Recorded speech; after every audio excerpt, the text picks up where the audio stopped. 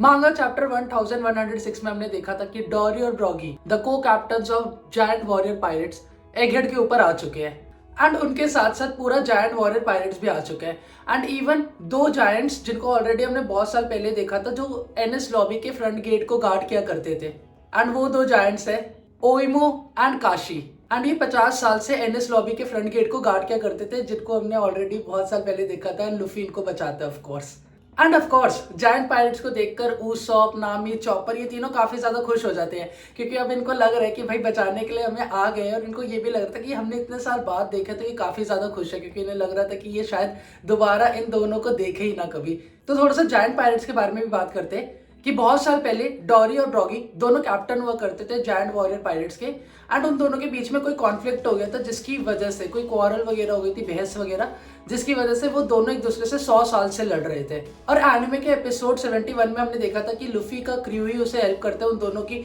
जो इतने साल की बैटल थी उसको खत्म करवाने में उनको हेल्प करवाने में साथ में आने में वापस एंड लुफी की वजह से डॉरी और ब्रॉगी दोनों वापस 100 साल बाद आते हैं एंड उसके बाद ओइमो और काशी से लुफी एंड उसका क्रू एनएस लॉबी में मिलता है एंड उन दोनों को बताते हैं कि उनके कैप्टन के बीच में जो बहस वगैरह थी वो खत्म हो गई तो ये दोनों भी अपने कैप्टन्स को ढूंढने के लिए वापस चले गए थे क्योंकि बहुत साल पहले ये सारे एक ही जायंट क्रू के मेंबर हुआ करते थे एंड दूसरी तरफ पूरा शॉर्ट फाइट कर रहे हैं ताकि वो जल्दी से जल्दी ये आइलैंड को लीव करे बट यहाँ पे जोरो फंस चुका है क्योंकि जोरो की फाइट हो रही है रॉब लूची के साथ एंड ऑफ कोर्स जोरो कहता है कि उसका पूरा क्रू उसका वेट कर रहा है तो उसे जल्दी से जल्दी रॉब लूची को मारना होगा बट रॉब लूची यही कहता है कि बस तुम एक बर्डन बन चुके हैं उनके ऊपर क्योंकि जब तक तुम लड़ रहे हो तुम्हारे बिना तो वो जाएंगे नहीं एंड तुमको तो मैं जाने दूंगा नहीं। एंड जोरो जो ऑलरेडी इतना ज्यादा एग्जॉस्टेड है वो फाइट कर रहे रॉब लूची के साथ मतलब भाई तुम देख रहे हो जोरो का लेवल देख रहे हो एंड ऑफ कोर्स रॉब लूची बस अब ट्राई करे कि वो जोरो को नहीं जाने देगा क्योंकि उसको पता है कि अगर जोरो नहीं आएगा क्रू पे तो वो स्ट्रॉ हैट भी नहीं जाएंगे तो अब रॉब लूची बस उनको होल्ड करके रख रहा है जोरो को होल्ड करके रख रहे हैं और उसके साथ फाइट कर रहे हैं टॉन्ट्स वगैरह तो चल ही रहे उन दोनों के बीच में। एंड दूसरी तरफ मेरीन की शिप्स के ऊपर भी ऑफ कोर्स काफी ज्यादा अटैक हो रहे हैं तो वो रिपोर्ट दे रहे हैं किजारू को कि भाई उनकी पूरी शिप ऑलमोस्ट डिस्ट्रॉय हो रखी है 30 शिप डिस्ट्रॉय हो रखी है तो वो भी यही ऑर्डर दे रहे हैं कि भाई ये बैटल शिप्स को आगे करो क्योंकि अब हम अफोर्ड नहीं कर सकते और भी लॉस। एंड पूरे आइलैंड में ऑफ कोर्स तुम्हें पता ही है लुफी जॉय बॉय बन चुका है एंड उसको देख के जो सबसे ज्यादा खुश है वो है बॉनी तो वो ऑफ कोर्स यही बोल रही है कि मैं तुम्हारा इतने साल से वेट कर रही थी एंड फाइनली तो मेरे सामने आ चुके हैं नीका।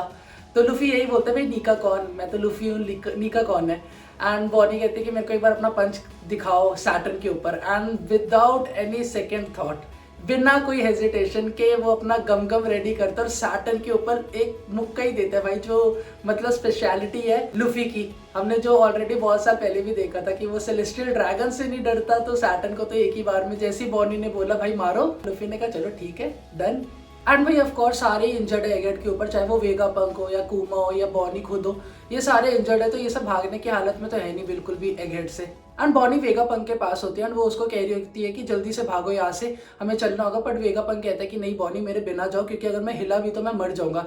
बट इसी समय कोई पीछे से अटैक करता है बॉनी के ऊपर और तुम्हें तो पता ही है भाई रेस्क्यू के लिए कौन आने वाला है अगर लड़की के ऊपर अटैक किए तो कौन आएगा रेस्क्यू के लिए ये तो काफी ज्यादा क्लियर है सांजी। और भाई हर एक इंसान शॉक है वो सारे देख रहे इवन किजारू की भाई इसने अपने पैर से लेजर को कैसे रोक दिया एंड सांजी का भाई सिंपल लाइन यहाँ पे आ ही जाता है light doesn't hold a candle to love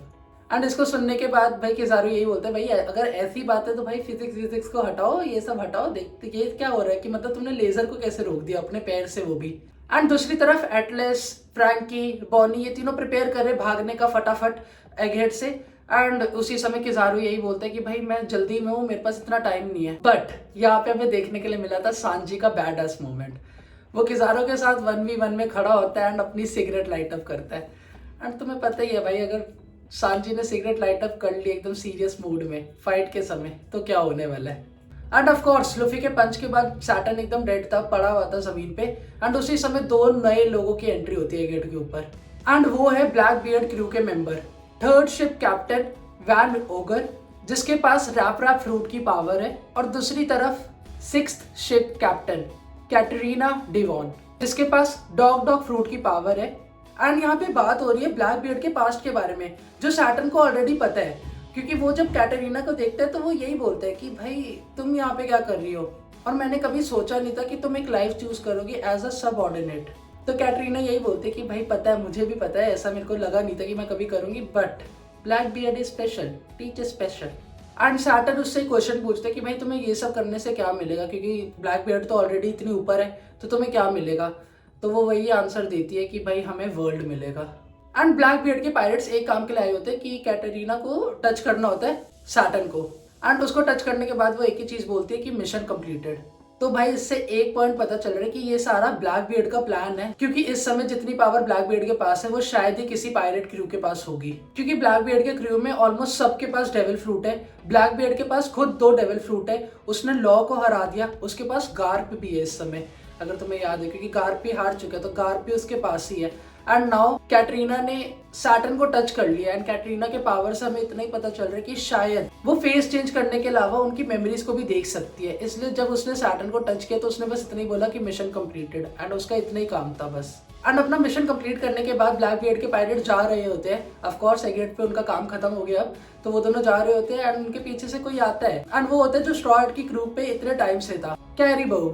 and वो यही कहता है कि वो बहुत टाइम से ब्लैक बियर्ड का क्रू ज्वाइन करना चाहता है, बहुत टाइम से ढूंढ रहा है, उसका एम है, वो बहुत ज़्यादा इंस्पायर्ड है उससे, वो मतलब तारीफ करने लगता है। वो कहता है कि प्लीज़ मुझे अपने साथ ले चलो, मुझे इधर नहीं रहना। तो भाई इसके बाद मांगा चैप्टर एंड हो गया था, बस इतनी रिक्वेस्ट के बाद। तो भाई देखते हैं नेक्स्ट चैप्टर में होने क्या वाला है, रॉब लूची वर्सेस जोरो होने वाला है, या फिर किजारू वर्सेस सांजी, या स्ट्रॉ हैट का क्रू एस्केप कर जाएगा। तो ये सब अब हमें नेक्स्ट चैप्टर में ही पता चलेगा। So this was all for today. I hope you like the video, और वीडियो अगर पसंद आए तो make sure hit the like button and subscribe to the channel. Until then see you next time, bye.